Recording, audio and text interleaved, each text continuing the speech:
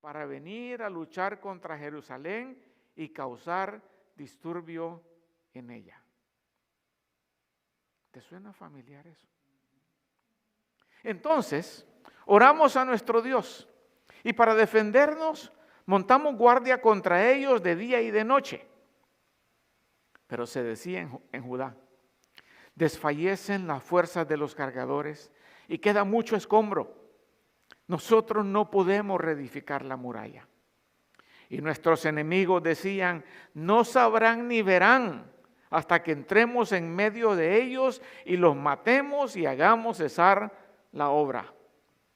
Así que cuando los judíos que habitaban cerca de ellos vinieron y nos dijeron 10 veces: subirán contra nosotros de todo lugar a donde ustedes se vuelvan. Entonces aposté hombres en las partes más bajas del lugar, detrás de la muralla y en los sitios descubiertos. Aposté al pueblo por familias con sus espadas, sus lanzas y sus arcos. Cuando vi su temor, me levanté y dije a los nobles, a los oficiales y al resto del pueblo: no les tengan miedo. Acuérdense del Señor, que es grande y temible, y luchen por sus hermanos, sus hijos, sus hijas, sus mujeres y sus casas. Sucedió que nuestros enemigos se enteraron que conocíamos sus propósitos y que Dios había desbaratado sus planes. Entonces, todos nosotros volvimos a la muralla, cada uno a su trabajo. Desde aquel día, la mitad de mis hombres trabajaban en la obra, mientras que la otra mitad portaba las lanzas, los escudos, los arcos y las corazas. Y los capitanes estaban detrás de toda la casa de Judá. Los que reedificaban la muralla y los que llevaban cargas, llevaban la carga en una mano, trabajando en la obra, y en la otra empuñaban un arma. Cada uno de los que reedificaban tenía ceñida al lado su espada mientras edificaba. El que tocaba la trompeta estaba junto a mí. Y dije a los nobles, a los oficiales y al resto del pueblo: la obra es grande y extensa, y estamos separados en la muralla, lejos el uno del otro. En el lugar que oigan el sonido de la trompeta, reúnanse allí con nosotros. Nuestro Dios peleará por nosotros. Hacíamos el trabajo con la mitad, empuñando lanzas desde el despuntar del alba hasta que salían las estrellas.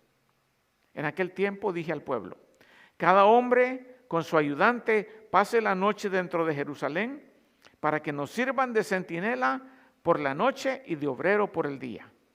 Ni yo, ni mis hermanos, ni mis criados, ni los hombres de la guardia que me seguían, ninguno de nosotros se quitó la ropa. Cada uno llevaba su arma, aún en el agua. Palabra de Dios. Vamos a orar. Señor bendito, gracias por este pasaje tan inspirador en estos momentos de necesidad. Gracias porque tu palabra, como ungüento a la herida, llega a nosotros, Señor. Como pan al hambriento y agua al sediento en esos momentos que sentimos que ya no podemos, Señor. Pero tu fidelidad con nosotros es grande. Y como dijo mi hermano, en la tormenta, ahí estás tú con nosotros. Bendice, Señor, este mensaje, obra en los corazones de mis hermanos. En el nombre de Jesús. Amén. Recientemente he tenido la oportunidad de escuchar a personas que han viajado recientemente a El Salvador. Y las noticias que traen son muy buenas. Oh, eso está cambiado, está precioso, ahora hay tranquilidad, hay paz, uno puede salir por las calles por la noche sin ningún temor, todo está muy bonito, muy decorado.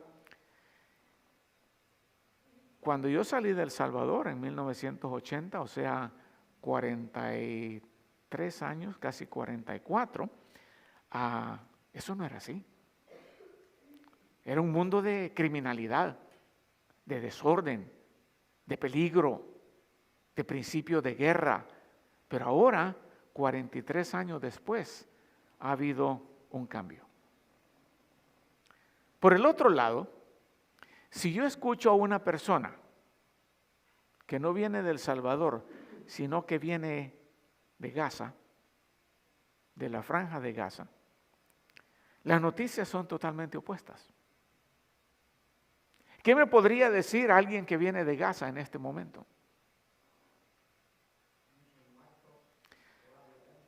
La gente está muriendo, la ciudad está destruida, los hospitales son infuncionales,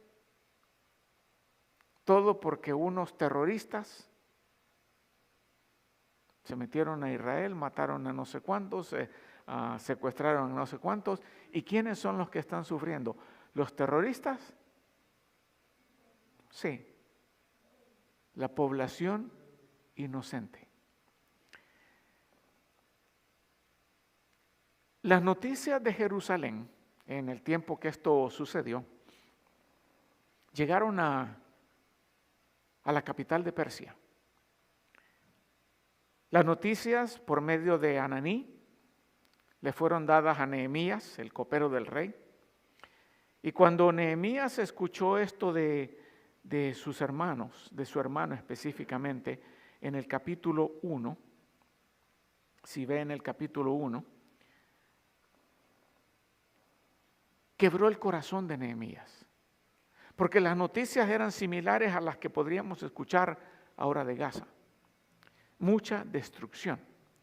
Dice el capítulo 1 que las palabras de Nehemías, hijo de Acalías, sucedió en el mes de Kislev en el año 20, mientras yo estaba en Susa, la capital del reino, que Ananí, uno de mis hermanos, y algunos hombres de Judá vinieron y les pregunté con respecto a los judíos que habían escapado y habían sobrevivido la cautividad. Estamos hablando de 72 años después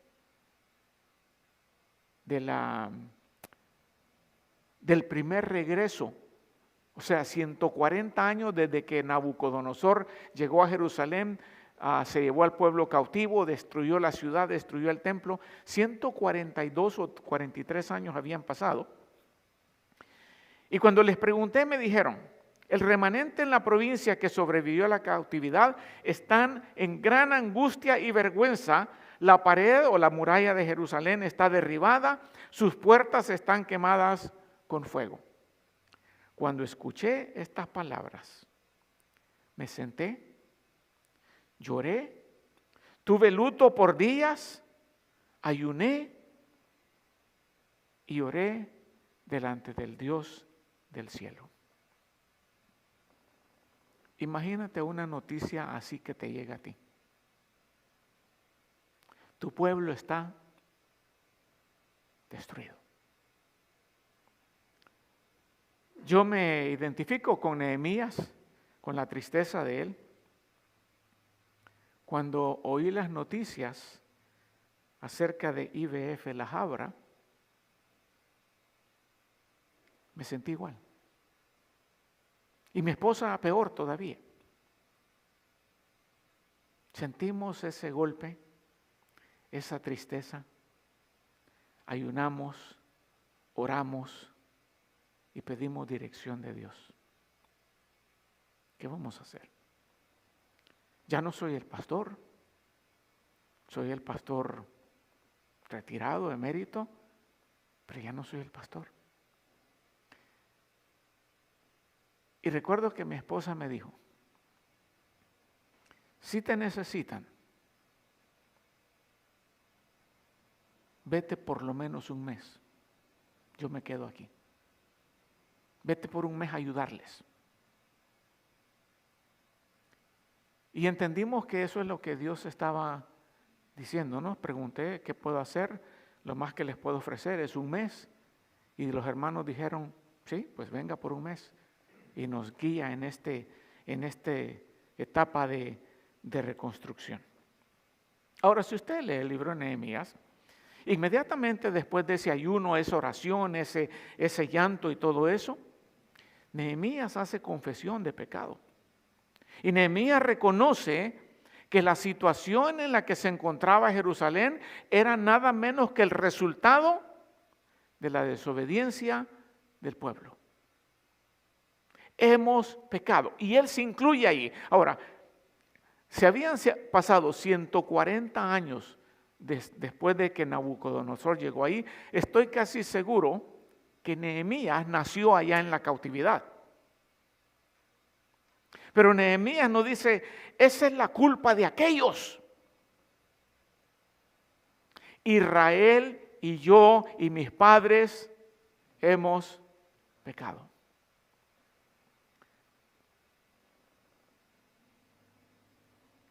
El pecado, la desobediencia, fue la razón por la cual Dios había permitido que Nabucodonosor llegara a Jerusalén. Y el Señor se los había advertido por años. Esto va a pasar porque no se arrepienten.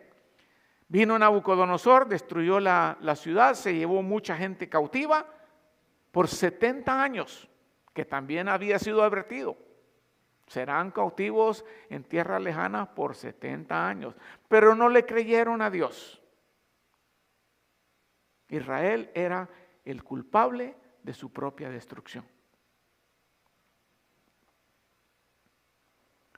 Se van a Babilonia, pasan los 60 y pico de años, y Daniel investiga y se da cuenta que allá por los profetas había dicho, van a ser 70 años. Y ya se acercaban los 70 años. Y vienen los medopersas y capturan Babilonia.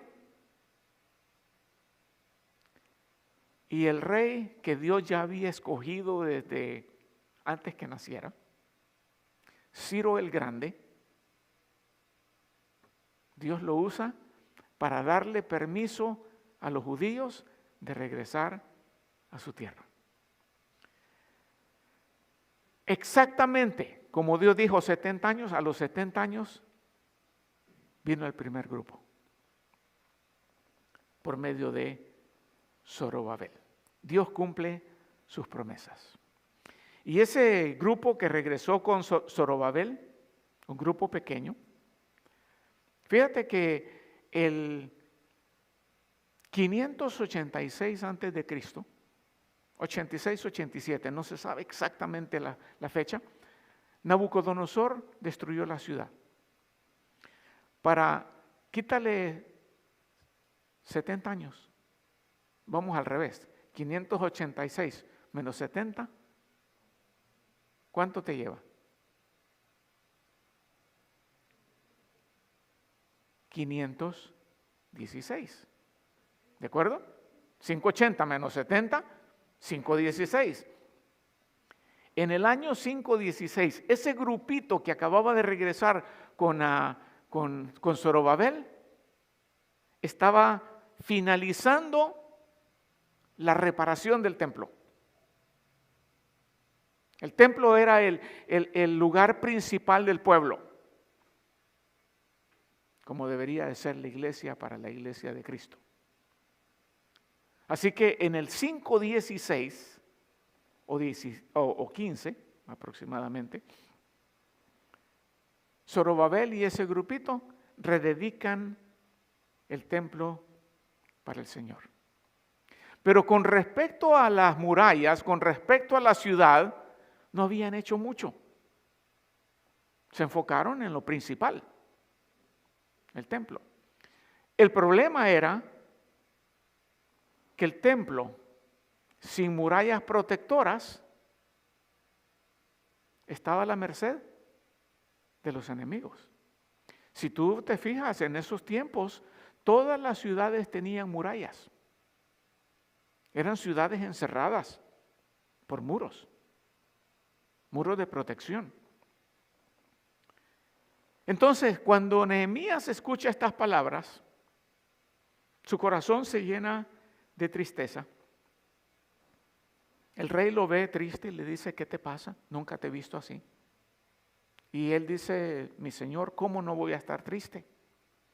Si la ciudad de mis padres y mis antepasados está en esta condición. Y el rey le pregunta, ¿qué quieres?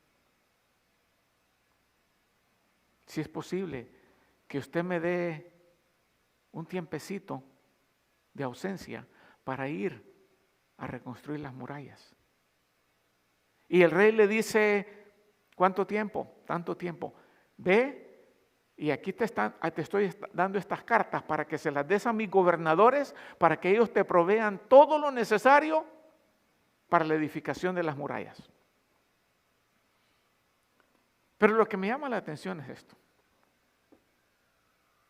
Nehemías estaba tranquilo allá en Susa. Él estaba bien. Tenía buen trabajo.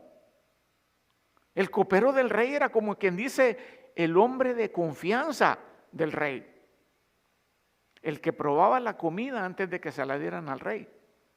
El que probaba la bebida antes de que se la dieran al rey. ¿Por qué? Para que nadie pudiera envenenar al rey. Así que el hombre estuvo dispuesto a dejar su comodidad, el palacio real, para ir a Jerusalén y reconstruir las murallas y la ciudad.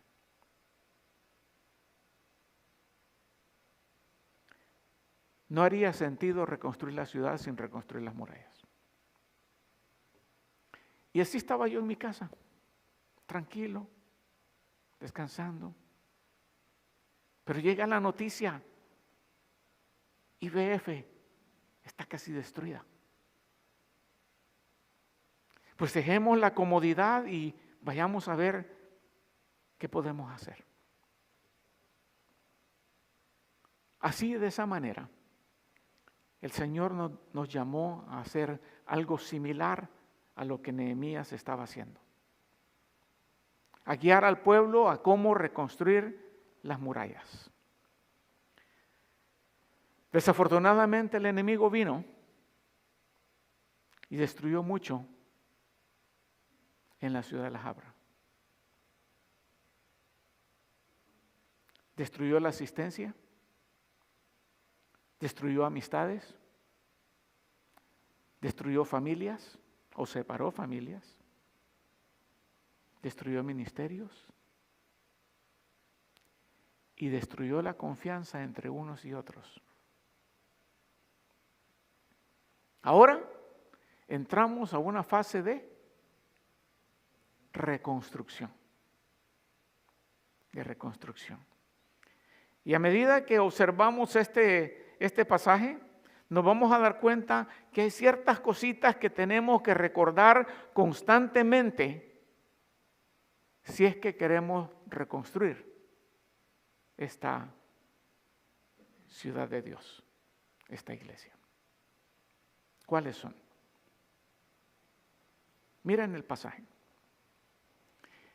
¿Qué es lo primero que sucede en el capítulo 4? Cuando los enemigos se dan cuenta. Oposición, correcto. Lo primero que tenemos que aprender es esto. El enemigo siempre trata de detener la obra de Dios. Esa ha sido su ocupación desde la creación. Destruir la obra de Dios. Aparece un Sanbalat, aparece un Tobías, extranjeros, árabes, que tratan de desanimar al pueblo. Esos fulanos representan al enemigo. Y el enemigo nunca está contento cuando ve al pueblo de Dios unido, edificando la obra de Dios. El diablo se enoja. El diablo siempre trata de causar división. Y el diablo va a hacer cualquier cosa para desunir a los que están unidos. Leí hace poco un asunto bien interesante. Decía el que lo presentaba, que si tú pones 100 hormigas rojas y 100 hormigas negras en una jarra, en una jarrita de vidrio, tú las metes y ellas están ahí tranquilas. No se atacan la una a la otra como que se conocieran. Pero si tú le haces esto a la jarra y la agitas, las hormigas rojas y las hormigas negras empiezan a devorarse unas con otras, a atacarse.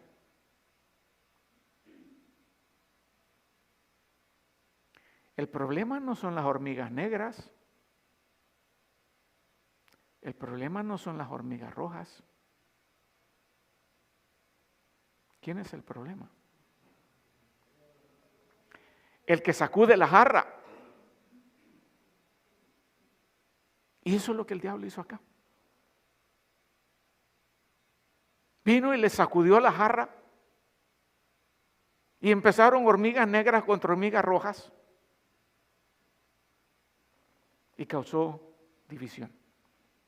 En ese verso 1 dice de Sanbalat. Sanbalat era el líder de los enemigos. Sanbalat se dio cuenta que los judíos estaban reconstruyendo las murallas que por 140 y pico de años habían estado abandonadas y se enfurecieron. Y hay gente que se va a enfurecer cuando vea las murallas reconstruidas de esta iglesia. Cuando los cristianos deciden unirse para glorificar a Dios, el enemigo se enoja. Se vuelve furioso cuando ve la reedificación de la obra de Dios.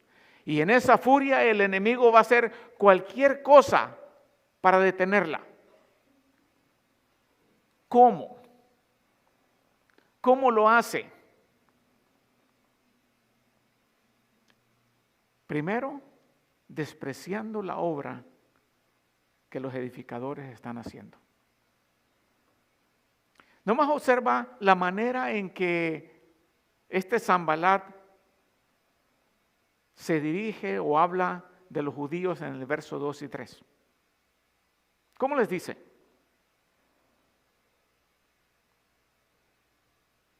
¿Cómo les dice? Verso 2 y 3. Estos débiles judíos, ¿que acaso van a poder revivir las piedras? Si eso, hasta un zorro que salte ahí lo puede romper. ¿Ves con qué desprecio se está dirigiendo o expresando de aquellos que quieren reconstruir las murallas?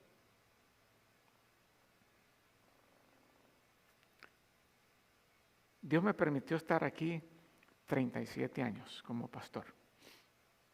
Y a través de esos 37 años, yo escuché a gente despreciar la obra que estábamos haciendo acá. Uno dijo, no van a poder ni pagar el recibo de la luz, porque se iba a ir. Pues nunca nos cortaron la luz. Bueno, sí, una nos la cortaron porque el tesorero se le olvidó pagarla, pero no porque no tuviéramos para pagarla. Otro dijo, cuando esto explote, todos se van a ir de la iglesia.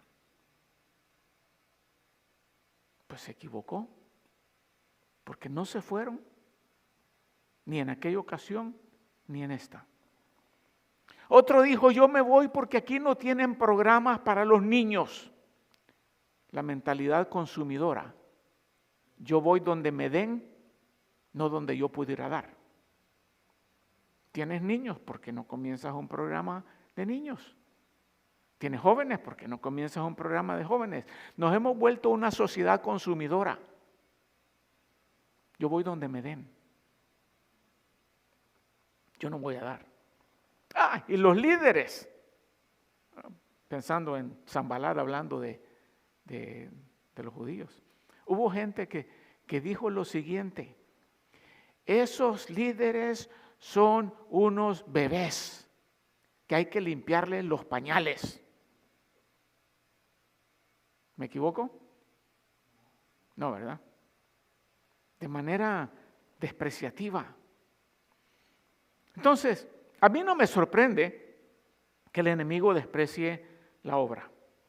Lo que sí me da tristeza es ver que personas que se llaman cristianos desprecien la obra que otros cristianos están tratando de hacer para el Señor. Eso sí me sorprende. En lugar de decir, sí, hermano, éntrele o entrémosle. Eso que saben.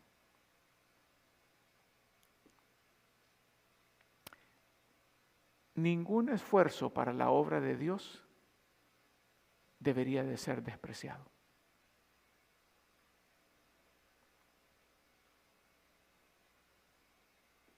¿Cómo reaccionarías tú a palabras como las de estos fulanos, Sanbalat y Tobías? ¿Qué harías? Primero, tratar de demostrarles lo equivocado que están. Esa sería una. Y cuando digo primero, no necesariamente en el orden cronológico. Pero ¿qué es lo que Nehemías hace en el verso 5? Cuando oye lo que están diciendo, esos débiles no sirven para nada, eso que están haciendo es basura. ¿Qué hace Nehemías? No dice, pues vamos con la espada y démosles. No, se pone a orar. Dios, tú hazte cargo de esto. Yo no voy a meter mi mano. Tú hazte cargo. Y eso es lo que nosotros deberíamos de hacer en esta iglesia. Ir al Señor en oración, aunque los servicios de oración hayan sido cancelados por casi un año, es tiempo de regresar a la oración. No tenéis porque no pedís. La oración es importantísima en la vida de la iglesia, hermanos. Tú no puedes ser discípulo si no vienes a la palabra y no oras. No puedes. Pues ya no van a haber servicios de oración. Ok, pues está bien. No está bien. La iglesia necesita orar. No, pues hagámoslo online. Qué fácil, ¿verdad? Online desde la comodidad de tu cama.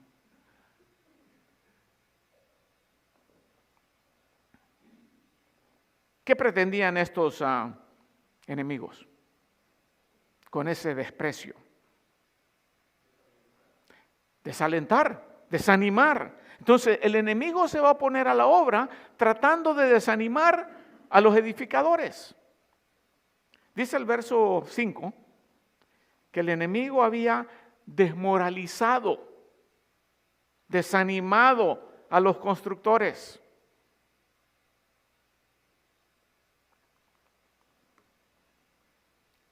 Decía un hermano que fue mi pastor por unos años, que se agüite el diablo y sus secuaces, decía. ¿Qué quiero decir con eso? Que el desánimo no debería de ser parte de la vida de los creyentes, hermanos. No estamos solos. A los que aman a Dios,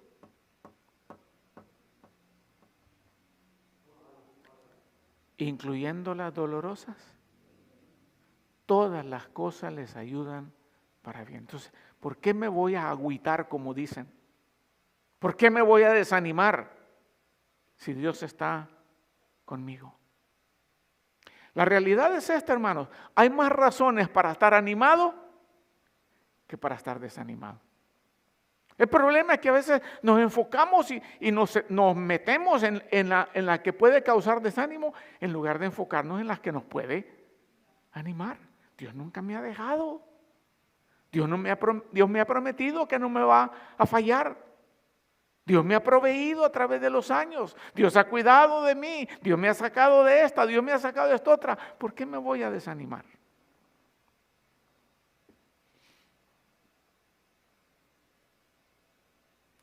Estamos heridos, pero no derrotados. Repite eso conmigo. Estamos heridos. Otra vez.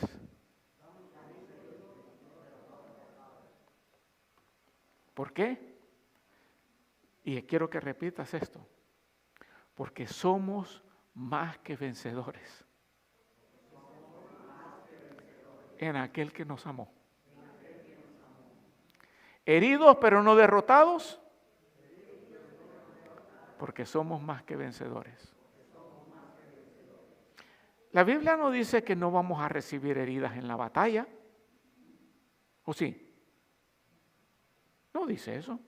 En toda batalla hay heridas, pero el punto es que ¿quién termina parado? Y ahí es donde somos más que vencedores. El diablo es un experto en guerra psicológica. Te lava el coco. Y en ese repertorio de armas, abre la puerta y tiene esta arma aquí, esta arma acá. Esas diferentes armas de ataque. Una de las armas más efectivas que el diablo tiene es la del desánimo. ¿O no? Ahora, el diablo no va a apuntar sus armas al calientabancas. ¿O sí? Si ese no hace nada, ¿de qué lo voy a desanimar? El diablo va a apuntar sus armas a los edificadores, a los obreros, a aquellos que están metiendo mano en la obra. A esos quiere desanimar. Y casi lo logra. Porque estos hermanos líderes son trabajadores. Sin estos hermanos líderes que están aquí, mucho en la iglesia no se movería. Mira cuántos años tiene el hermanito que se para acá, dirigiendo la música. Fue un reemplazo de emergencia, ¿verdad? Pero mira cuántos años han pasado. No es músico, no es cantante, él canta igual que yo. No, él me gana. Mira el que mueve allá toda esta tecnología para que usted pueda tener esto en las pantallas. ¿Ya? Mira el que recibe las personas. Mira el que enseña en la escuela dominical. Todos obreros. Pero en lugar de agradecerles, muchas veces los criticamos. ¿O no? Entonces, ¿por qué? Porque el diablo tiene apuntados sus cañones de desánimo contra ellos. El diablo va a venir a su oído y le va a susurrar. Mira, nadie te agradece lo que haces. Ya tienes años haciéndolo y nadie te da las gracias. Y es cierto. Pero ¿a quién servimos?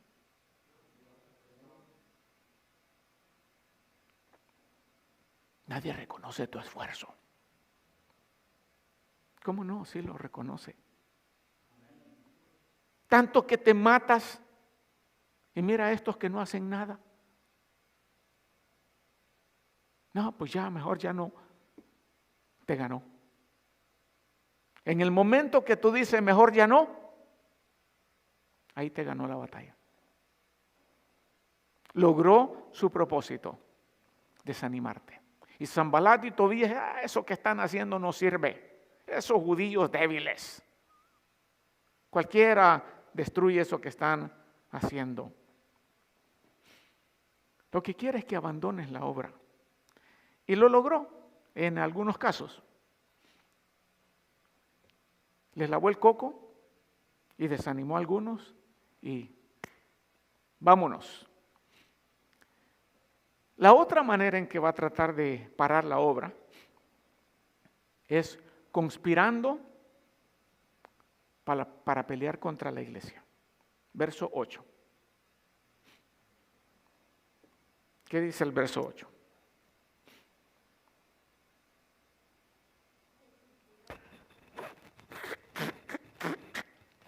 ¿Qué hicieron? Conspiraron todos juntos para venir y luchar contra Jerusalén. Jerusalén podría representar la iglesia, ¿o no? La obra que Dios nos ha encomendado, nuestra Jerusalén. Seréis testigos en tu Jerusalén, Judea, Samaria, hasta lo último en la tierra. ¿Qué es una conspiración? Porque dice que conspiraron. Hoy vivimos en una época de muchas conspiraciones, ¿verdad? Todo es conspiración. Una conspiración es un plan hecho por un grupo de gente que se ha unido para causar daño a alguien o a algo. Un plan hecho por un grupo de gente. Pues vayamos todos juntos para que sepan quiénes somos.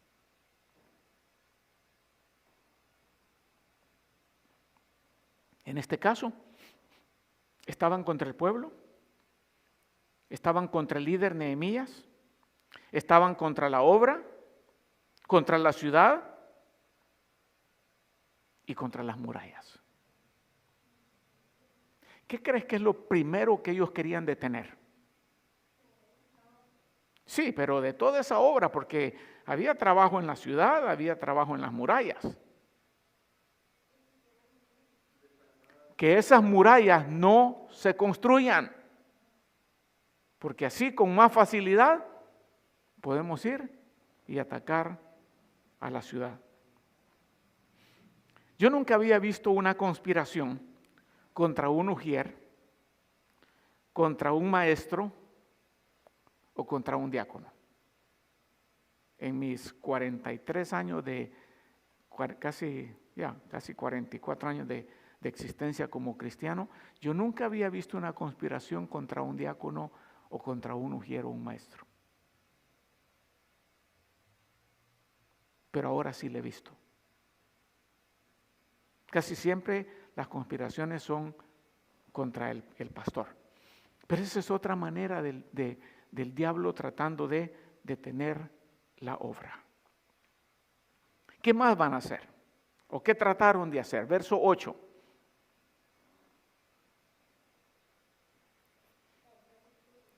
Causar disturbios en la iglesia.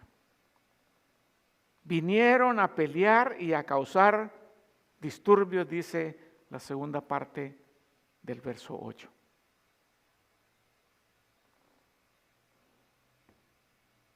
¿Qué es causar disturbios, hermanos?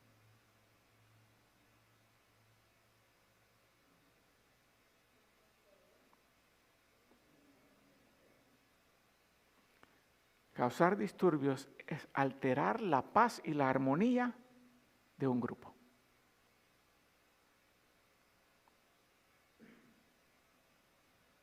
IBF La Habra estaba en paz y armonía. ¿O no? Bueno, por lo menos en enero, cuando yo dejé la iglesia estaba unida y en armonía. Y en paz.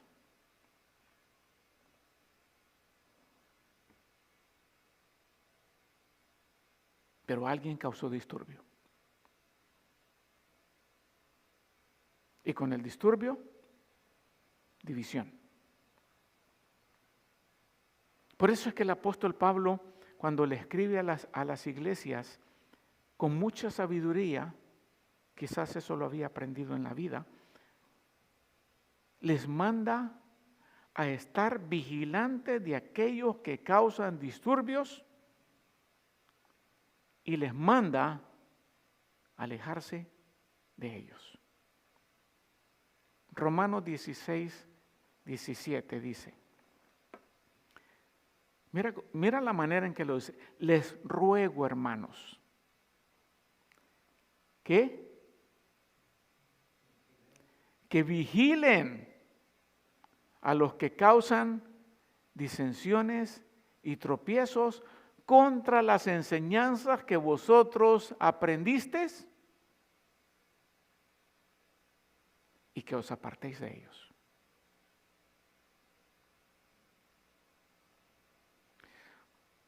Por todos los años desde que esta iglesia existió,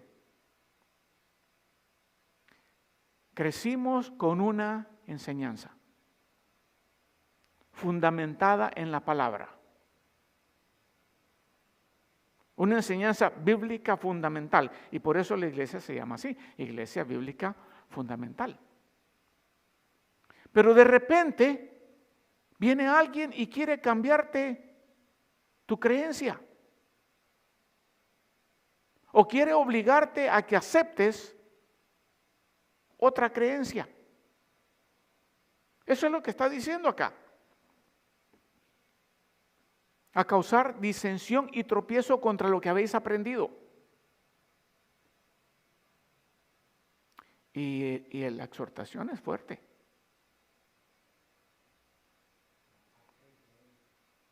Que te apartes de ellos. ¿Sabes por qué? Porque tarde o temprano te van a envenenar. Te van a contagiar. Y eso no lo dije yo, lo dijo el apóstol Pablo. El problema de la iglesia moderna es que no quiere poner en práctica cosas como estas. Y ahí andamos siempre en el contubernio con aquellos que nos causan tropiezo y disensión en lo que creemos.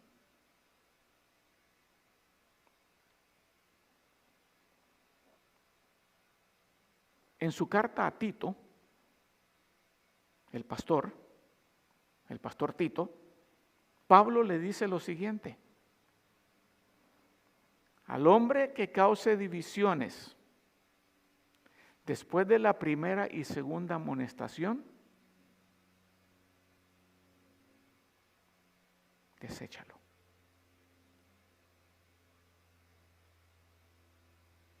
Yo no quiero tener nada que ver contigo. Tú eres divisor. Tú causas división. Tomemos a pecho estas palabras, hermanos. Tengamos el valor de señalar y denunciar a aquellos que están causando división. Y hay que mantenerse vigilantes.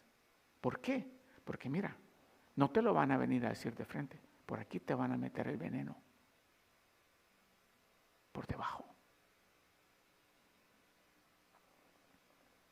Entonces, cuando dice que estéis vigilantes, eso me lleva a otra enseñanza de este pasaje de Nehemías. Y la segunda enseñanza es que los edificadores siempre deben estar en guardia. Siempre. Estamos en una pelea, hermanos, entre el bien y el mal. ¿Cuánto les gusta el boxeo? Somos pocos los que... Bueno, ¿qué? ¿Cuándo es que noquean a un boxeador? Cuando baja la guardia. Cuando baja la guardia. Me acuerdo de un boxeador payaso que había, pero no estoy hablando del boxeador payaso, porque ese era buen boxeador. pero otro que le bailaba a la gente y se hacía el muy. No, ese era bueno. Hakim Hamed. Le abría la guardia a los boxeadores hasta que se lo noquearon. Para que no andes desconfiado. No podemos confiarnos en bajar la guardia. Dice el verso 9. Pusimos guardia contra ellos de día y de noche. No nos vamos a confiar que porque es de noche. El enemigo no duerme. El enemigo no duerme, hermanos. Al contrario, dice la Escritura que anda como león rugiente buscando a quien devorar. Entonces, creyentes y especialmente los obreros deben de estar en guardia, listo para rechazar cualquier ataque. Deben de estar en guardia en contra del deseo de darse por vencidos. Dice el verso 10, que la fortaleza de los cargadores estaba, verso 10, estaba desfalleciendo. Porque acuérdate que las murallas eran hechas de unas grandes piedras. No eran de ladrillo de arcilla, no, eran piedras y había que cargarlas o en el hombro o con carretas o lo que sea. Y ya las fuerzas se les estaban acabando. En toda iglesia hay cargadores de cargas. Llamémosle así, cargadores de cargas. ¿Quiénes son los cargadores de cargas?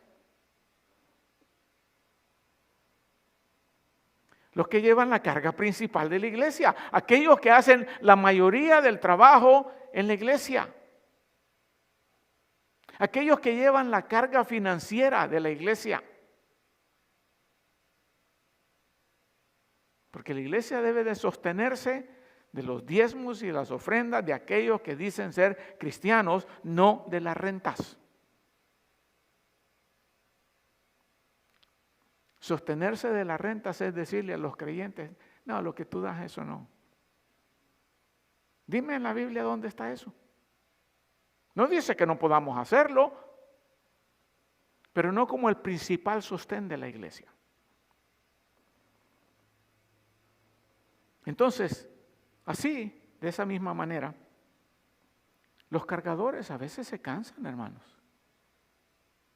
Necesitan relevo para que puedan descansar. Mire, yo no sé cuántos años tiene ya Fermín dirigiendo la alabanza. 2. Yo no sé cuántos años tiene Fermín cortando el zacate de la iglesia. ¿Tú pensabas que el zacate se cortaba solito? ¿Ah? Nunca he oído yo que alguien diga, hermano Fermín, ¿le puedo ayudar a cortar el zacate de la iglesia?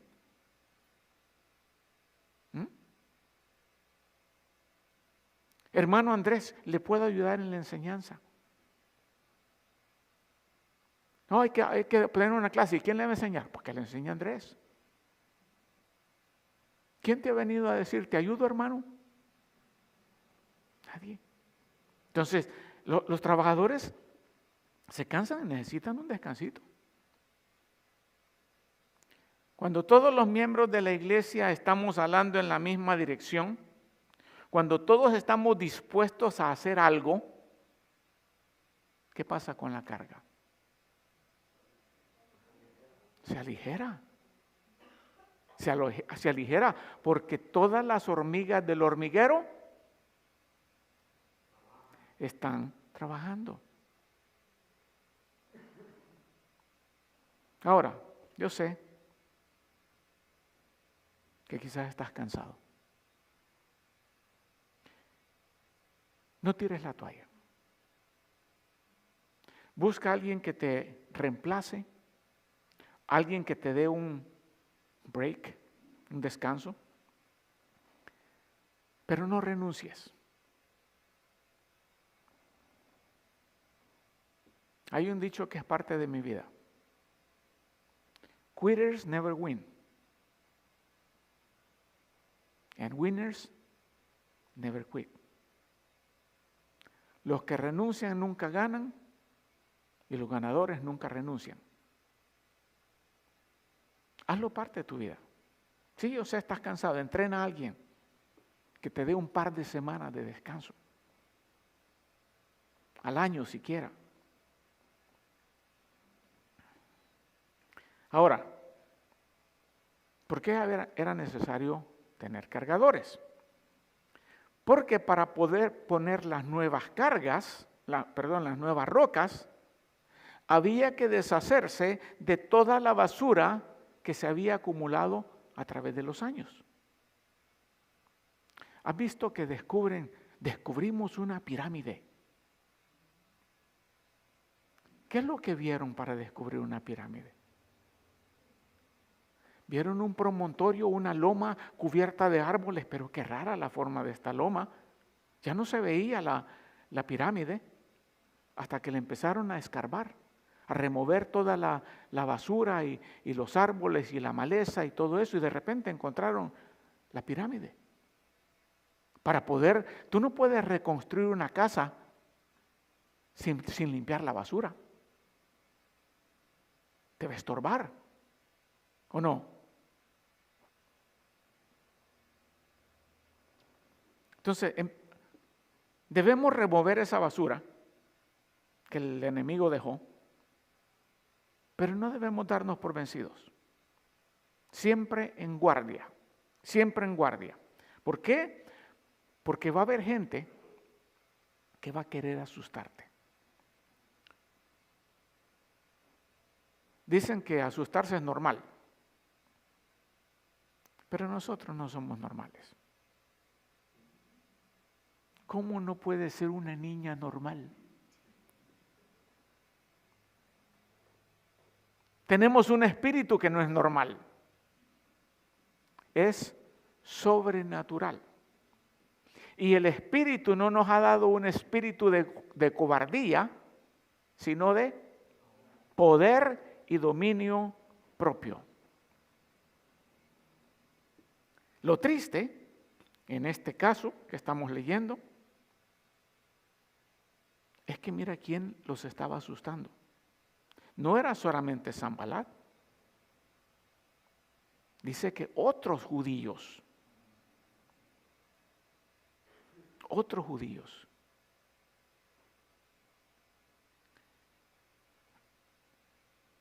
Siempre, en todo lugar, en toda circunstancia, en toda empresa, va a haber gente negativa que trata de asustar o de desanimar a otros. Siempre.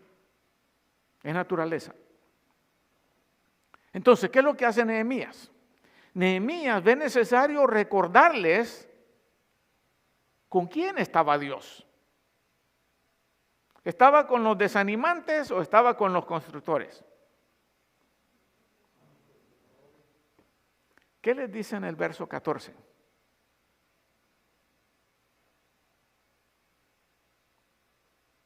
No les tengan miedo. Acuérdense que el Señor es grande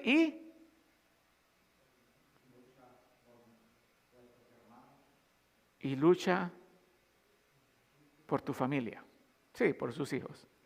En otras palabras, no le tengas miedo. Tienes un Dios grande. Aunque te quieran asustar, Dios es más grande que ellos y Dios va a pelear por tus familias.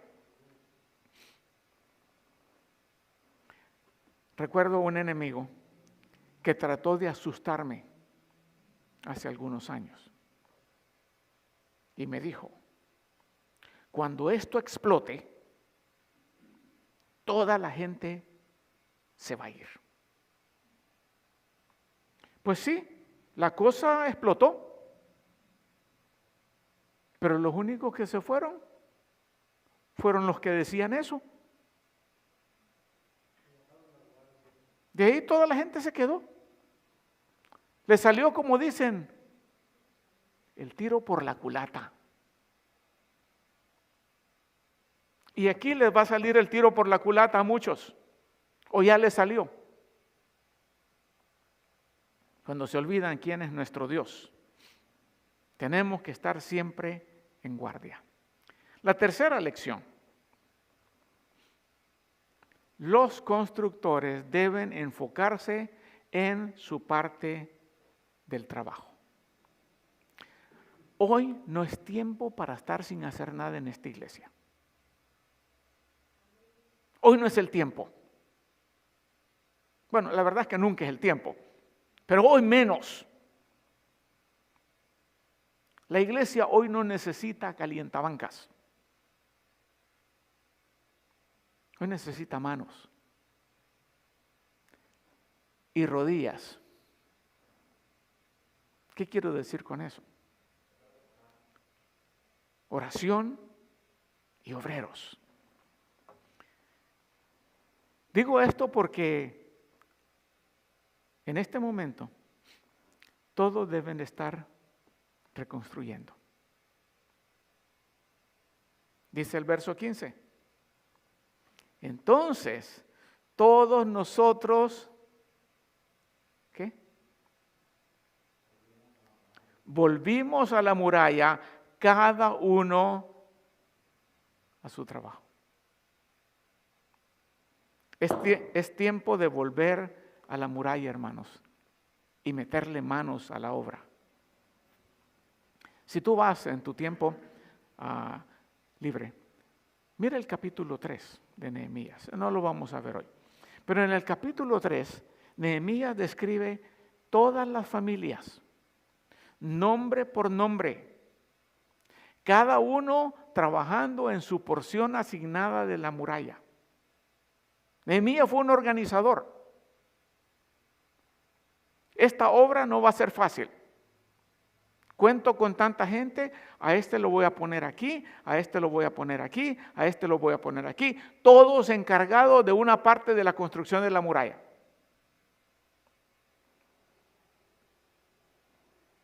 En el capítulo 3 dice las familias, ahí habían sacerdotes, habían padres, habían madres, habían hijos chiquitos y grandes, todos ayudándose de una manera. Y esto es lo lindo, que Dios no espera que tú lo hagas todo. Dios espera que tú hagas tu parte. Y si puedes ayudarle a otro, ayúdale. Pero si tan solo hicieras tu parte, ¡wow!, con eso sería un gran alivio. ¿O no? Cuando todos contribuyen, la obra se hace con facilidad. Cuando todos aportan su talento, cuando aportan su tiempo, cuando aportan su dinero, la obra camina. En nuestra reconstrucción debemos involucrar a miembros, a no miembros, a ujieres, a diáconos, a maestros, cada uno haciendo algo.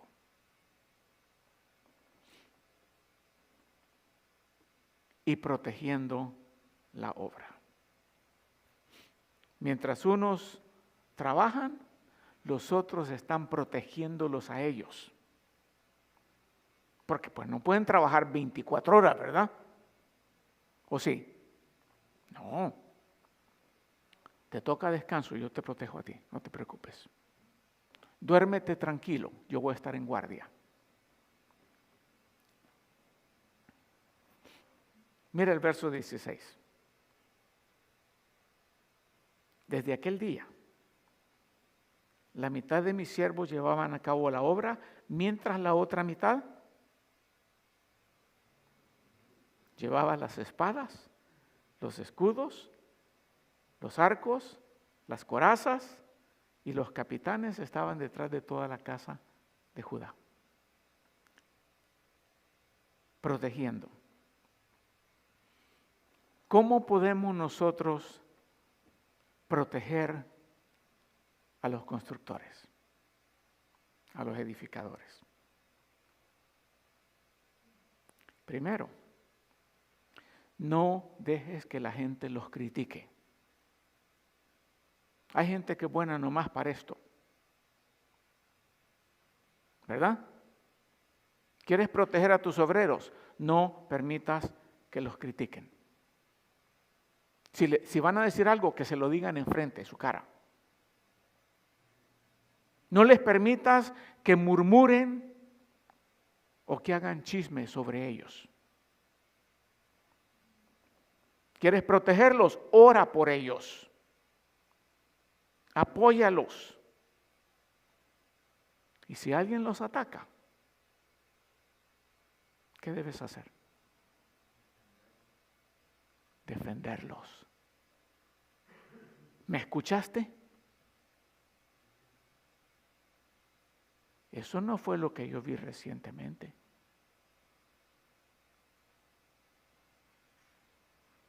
Una gran multitud se echó contra los obreros. Como decían mis niñas cuando estaban chicas, shame, shame, shame. Defiéndelos. Recuerda que tú y tu familia son los beneficiarios de los esfuerzos de ellos. Debemos reconstruir, pero debemos de estar siempre listos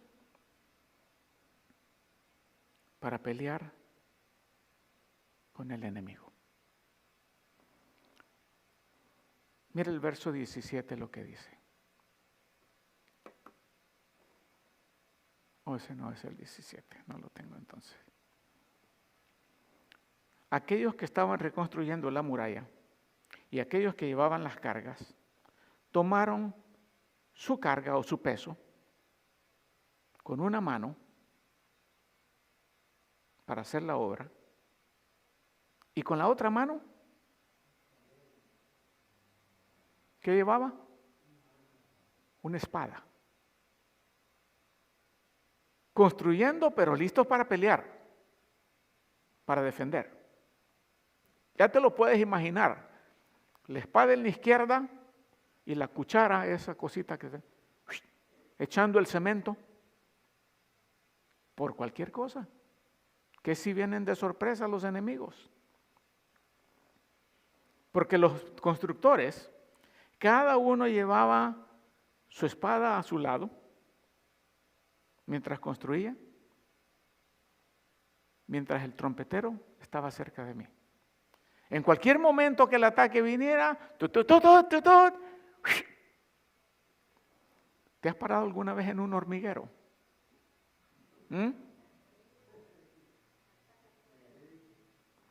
Te atacan todos juntos. Entonces, si a un hermano lo vienen a atacar, pues vamos a atacarle todos juntos. Vamos a sonar la trompeta. Hermanos, fulano está siendo atacado. Vamos, caigámosles. Entonces, debían de llevar la cuchara, sí, la cuchara, así se llama, ¿verdad? En una mano y la espada en la otra.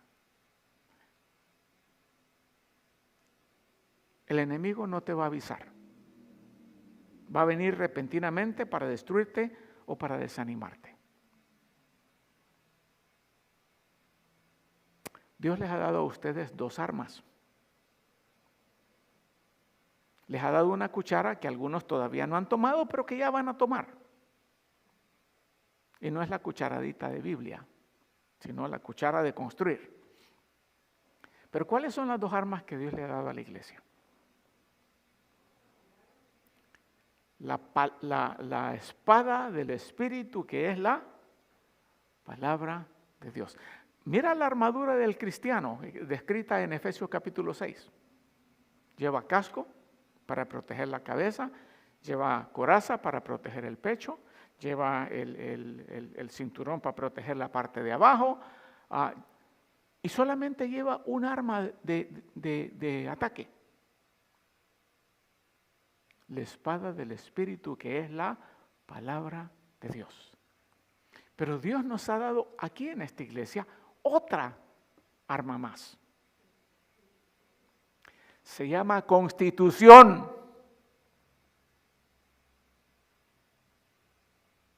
La espada del Espíritu, la Biblia, primero con la Biblia, y si la Biblia no dice lo que debo de hacer, pues aquí tengo la Constitución de cómo se hacen las cosas en esta iglesia. ¿No amén? Ay, pero es que yo ni le he leído, pastor. Entonces, si no la has leído, eres un mentiroso. Te voy a decir por qué. Porque para hacerse miembro de esta iglesia, uno firma un papel donde dice: yo he leído la Constitución de esta iglesia y yo estoy de acuerdo en apegarme a ella. Firma. Pero hermano, si la Constitución, ay, es que no me acuerdo, no sé dónde la puse. Aunque no sabes ni dónde pusiste la Biblia, vas a saber dónde pusiste la Constitución. Esas dos cosas deben estar a la mano en cada miembro de esta iglesia. Vete a tu casa hoy y búscala. Y si no la tienes, compra otra. También empastaditas, bien bonitas. Para que no le digan y no le cuenten porque le mienten. La Biblia, la espada del Espíritu, debe ser llevada, proclamada, esgrimida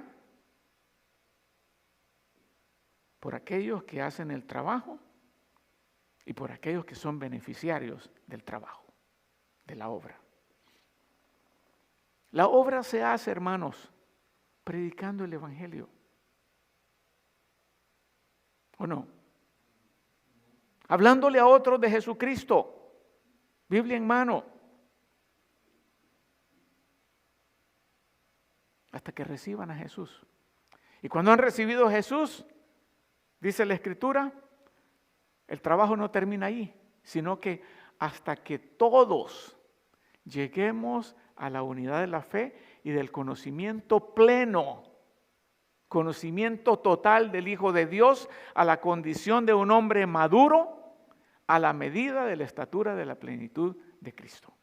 Nuestro trabajo es predicarles el Evangelio, engendrarlos en el Señor y agarrar ese niño en Cristo e irle enseñando para que cada vez más se vaya asemejando a Jesucristo. No van a poder reconstruir si no predican el Evangelio.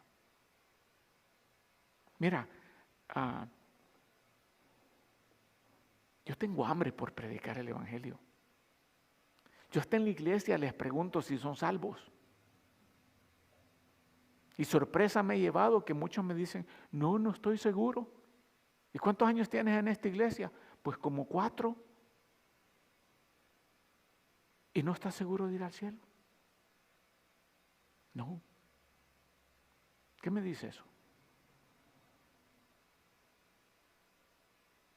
No han entendido el Evangelio. ¿Quieres engendrar niños en Cristo? Para que este lugar se llene, solo hay una manera. Solo hay una manera. Predicando el Evangelio. Es la única manera. Cuando una persona recibe a Jesucristo, se convierte en hijo de Dios. Y los hijos de Dios no van a ir al infierno. Porque no somos salvos por las obras que hacemos, sino por la fe en Cristo Jesús, que murió en la cruz por mí y resucitó al tercer día. Ese es el Evangelio.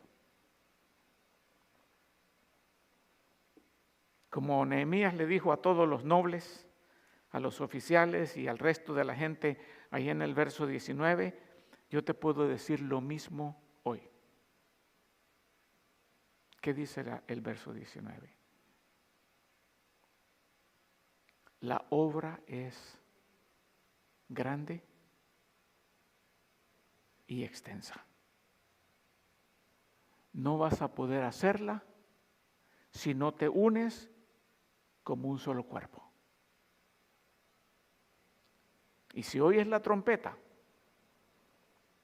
ayuda a aquellos que están cansados,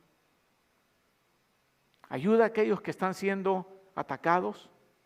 Ve, sírveles de algo, apóyalos, apoya las actividades de la iglesia, porque ahora es tiempo para reconstruir juntos. Y si no quieres reconstruir, por lo menos no estorbes a los que reconstruyen. Como dice el dicho, más hace el que no estorba. Hoy ya no es tiempo de estar solamente sentado el domingo aquí en la mañana. Es tiempo de agarrar la cuchara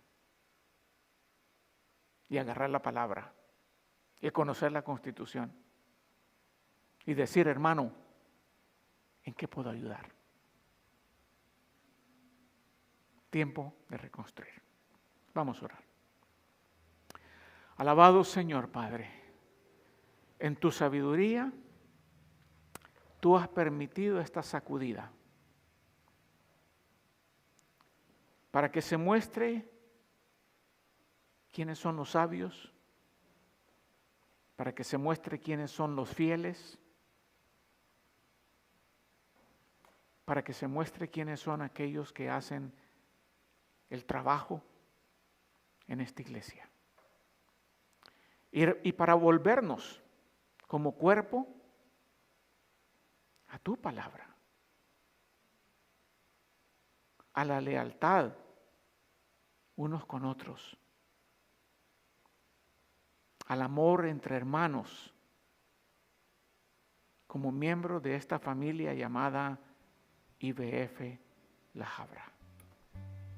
Mi oración por ellos, Señor, es que tú renueves las fuerzas, que tú renueves la motivación,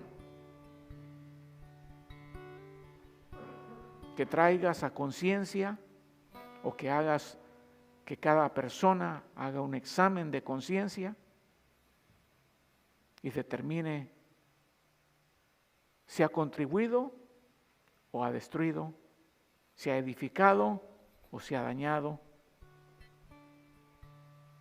y que venga un arrepentimiento y diga, Señor, perdónanos, tu pueblo, mi familia y yo hemos pecado, permítenos reconstruir como lo hizo Nehemías, Señor. En el nombre de Jesús. Amén. Interesante que